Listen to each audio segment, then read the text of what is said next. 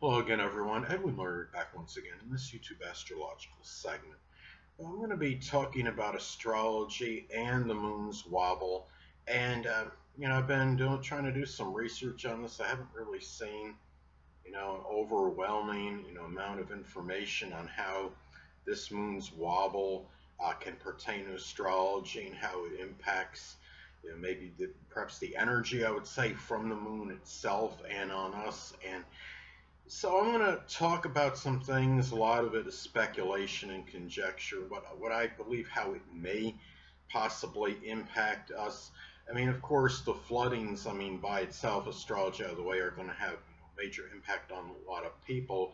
The NASA has theorized that the moon's wobble is causing this. I don't know if it's actually factual, but it's at least theorized by NASA. May want to confer and look this up on the internet. But the thing is that apparently, according to NASA, there's a correlation between this moon's wobble and the floodings that we're experiencing. We've had a number of floodings, and I believe it's far countries. I don't think there's been much in the United States, but I know there's been some that I've heard of in some other countries. I don't know, maybe Europe. Maybe want to check that out. I'm just thinking that this moon's wobble that we're experiencing at this point in time could be. I think when if there NASA is making a correlation as far as floodings go, on an astrological vantage point, I think this could be about flooding and outpouring of people's emotions. That is one way this may manifest, I think, in terms of how this moon's wobble might impact us as far as astrologically. I mean, if you're we had a full moon recently in Aquarius, as many of you may know, and Aquarius energy, of course, could be very erratic, sporadic, and unstable. And I think if this moon's wobbling is occurring on a full moon, that energy, of course, I would say, could be exacerbated or intensified. That would be my belief on it. Now, I actually asked myself and inquired with myself, can these floodings, that are supposedly coming from, this, the wobbling of the moon. The thing is, can it have an effect? Would it have an effect on potential floodings and inundations, say, in one's home? Well, the thing about that is that would be if I mean, the way that could work out is that could happen is if your home naturally is near a coastline where there would be a greater propensity for that anyway. And since we're having some distorted flooding right now, and if you're near a coastline, perhaps that would increase those chances. I mean, people may wonder, well, what if I have, like, Neptune in the fourth house? So there's something in my chart that indicates a greater proclivity for that. Yeah, that could increase those chances. But the thing is, when you have like these floods and they're so massive and they're in a widespread area, those are going to occur in that, in a region, and I would say in a lot of cases where, regardless of your, the points and placements you have in your astrological chart, you can, it's going, those things could happen anyway. Now, could it be astrologically, say, if you have a certain country or a city, and when you look at their chart, say if this transit Neptune, for example, is hitting their first house, could it increase those chances? Well, yeah, I would say it could. Um, Transit Neptune in one's fourth house could be, flooding might impact emotional security as another example.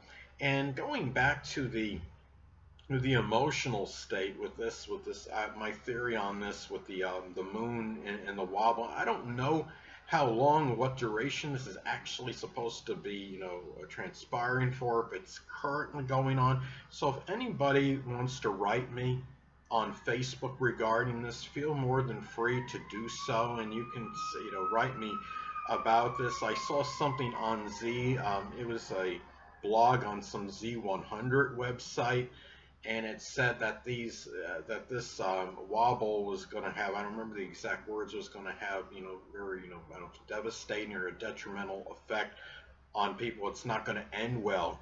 It had stated there was something also that had stated on that Z100 blog that in around 2050, the year 2050, that we're going to have some kind of where this could impact like at least 1 million people or something, and their lives might be really impacted strongly by major flooding. And you may want to look that up and confer that on the internet.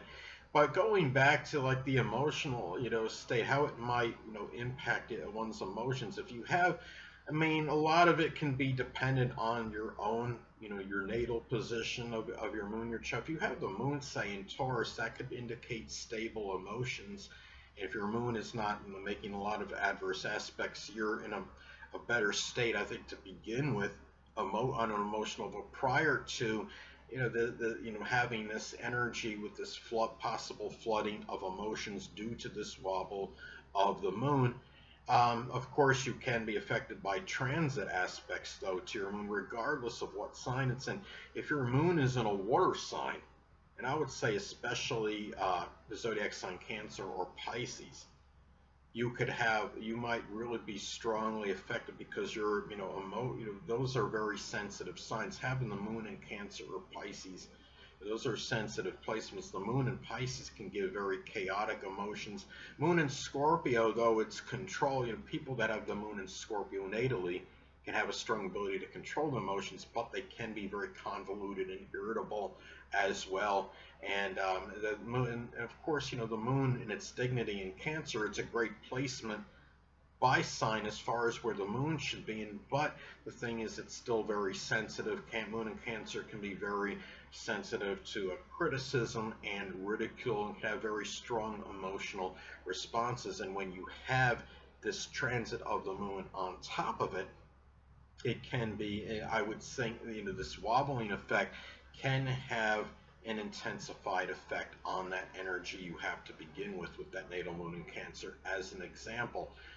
Now, if the moon is in, say, if your natal moon is in Capricorn, that could be, Capricorn, the emotions, and you have it in Capricorn, it could be very melancholy feelings and, feeling despondent, but it can be, I would say, still intensified. Moon in Gemini is known to be emotionally versatile, and I have my moon in Gemini, but the thing about it is that doesn't mean I'm impervious to the energy of this wobbling of the moon if it does manifest this way. And again, I am speculating on this, how this wobble of the moon might impact us, from an astrological standpoint or vantage point. And having the moon in Gemini, it might intensify very, high-strung, excitable type of reactions and very, manifold expressions of feelings and emotions if your moon is in Gemini. And again, of course, transits can impact this. And what I want to get to, I'm sorry, I got to be kind and rewind, and I want to go back to the fact that the major, there may be very severe flooding there that's being predicted by around 2050 or at 2050 by that time, according to that Z100 blog. And keep in mind that transit Pluto will be in Pisces at that time. And of course, Pluto can indicate death, obliteration, destruction. Pisces is connected with flooding. And I believe, I'm not mistaken, that the transit of Pluto entering Pisces will occur in 2043. I think it's around, like March 10th, somewhere around there. And it's right, I think, shortly before maybe the new moon. I believe the new moon in Pisces, which is interesting. And new moons, though, they're auspicious in astrology. They can be. I don't think it's always positive necessarily. It could be that start of that major flooding, because it's going to, when Pluto transitions from Aquarius into Pisces in March of 2043, you're also, again, and it's going to be right before that time when you have the new moon in Pisces. And it could be an indicator that this is going to be, that could be that, that start or near that start when you see that very severe and catastrophic, perhaps flooding, I would say, around around that time. And of course, if somebody's having a transit at that time, or that transit Pluto is by, hitting that someone's first house cusp, and somebody's got, their Pisces ascendant, say, at 0 degrees, or very early Pisces degree, or even a very late Aquarius rising degree, they may need to be more careful at this time, or even if it's hitting one's sun, because the natal sun, of course, can be about one's life. And of course, Pluto can be about obliteration, destruction, and death. So those are some thoughts that I have as far as this wobbling of the moon. I think it's similar to, like, almost, because you're talking about possible, like with the flooding, with the theory about the correlation with the actual floodings in connection with the wobbling of the moon. And I think, again, that could be connected with very strong outpouring and unleashing of emotional energy. And it seems to me like it's comparable to like a full moon type of effect that this could be having on people. And it can be about a lot of releasing of feelings, I think, that may have been pent up and suppressed for some time. And I think this is how a lot of this energy can manifest. But again, I'm theorizing on this, and a lot of this is just speculation and conjecture. And you can, again, if you want to write me on Facebook, you have any information on this as far as when you might see, how long, what duration is this going on for? What can we expect? Because that one, that blog I saw about this on the Z1, again, the Z100 blog. Hold on a moment, people.